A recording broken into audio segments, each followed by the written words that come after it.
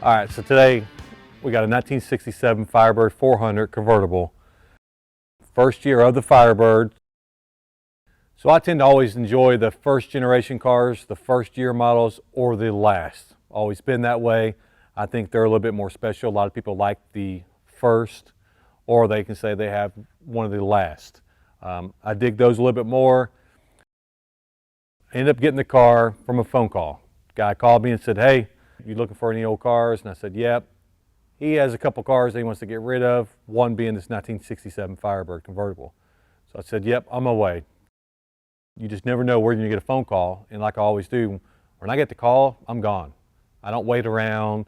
I don't say I'll get back with you in a couple days or any of that stuff, because what's usually happened is that guy's calling someone else or someone else is calling someone else. And by the time you wait and sit around, it's gone. So I'm always fast to react. It's usually, if it's not the same day, it's the next day I'm on the road chasing the car. Depends on how far it is. So this car being in Alabama, not far away, take off, jump in the truck, head down there with, all the information I have on the car based on the pictures he gave me and what I was able to pull up from the Pontiac history on the car. Got there, and there sits this Firebird sitting in this nice barn, but covered in dust. It's been sitting there for a long time. He bought the car back in the 90s. The car originally came in a maroon with white top with red interior. Odd color combination. He didn't like it back then, so he had it painted in the bright red Pontiac color, had the chop changed from the white to the red, and then had the interior redone at the same time. This was back in the, in the 90s. He had all that done, stored with some of his other cars. The car just sat up, never really drove it. And then the car had issues starting, gumming up in the carburetor, some other issues. So he had it pushed out of his collection into his other barn where it sat for the past 11, 12 years. Look at it, we ended up working a deal out, got the car, and you see it as today. We sprayed the car off. Still got to get my team in here to do the detail and some paint correction on it. But the car runs and drives great. We did your full tune-up, went through the whole car, rebuilt the carburetor, got everything to where the car now runs, starts, drives, everything perfect.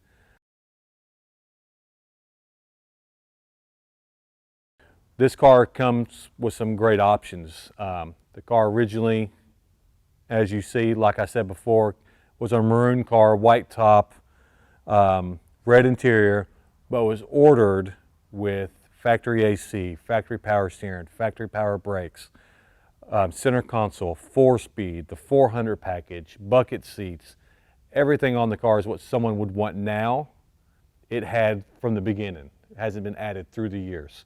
So the car already comes special with those options. And to me, that brings a little bit more value to the car.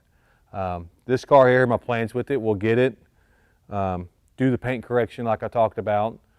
We'll go with probably not doing much else besides what we did. We went through and rebuilt the carb, coil, the plugs, wires, your basic stuff on an early GM car.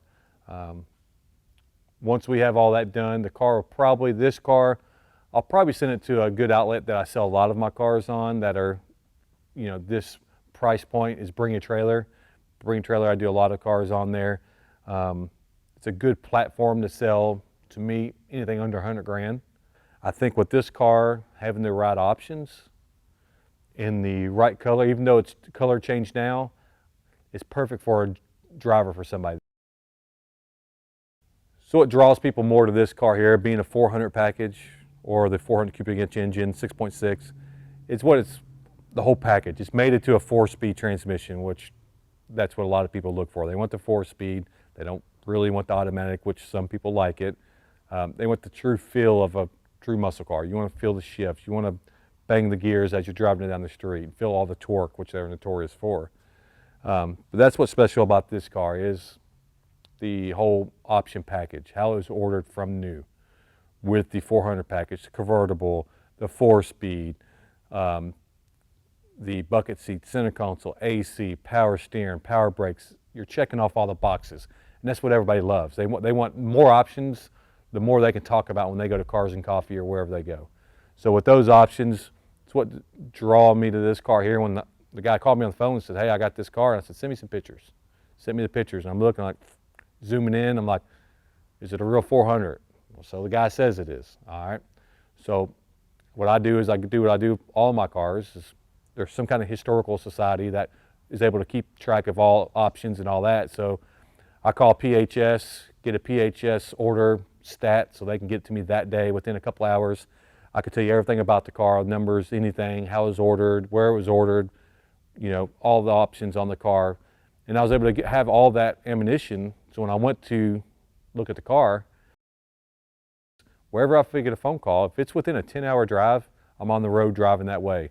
And while I'm on that way, I'm on the phone talking, trying to figure out some more information on the car, calling friends, calling colleagues.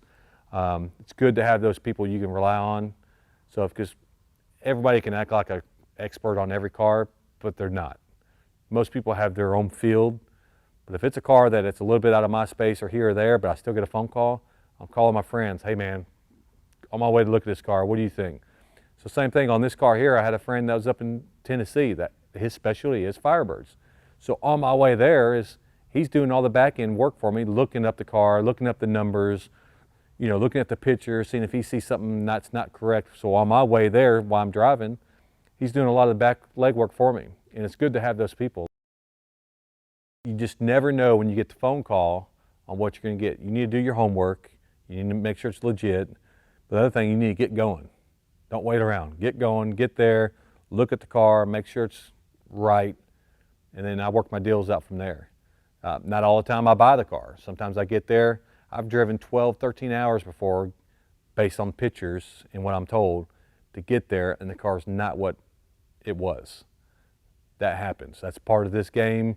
You'll have a lot of burnt runs, but sometimes you'll go based off little information you have, and you find that diamond in the rough, and you're able to get it back, do some work, have my team sit there and get the car back to its glory days.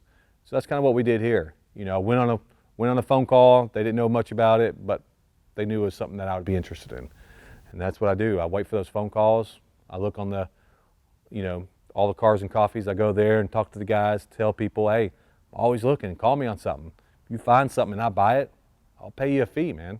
Not about all that, you know, burning someone. I'll pay up.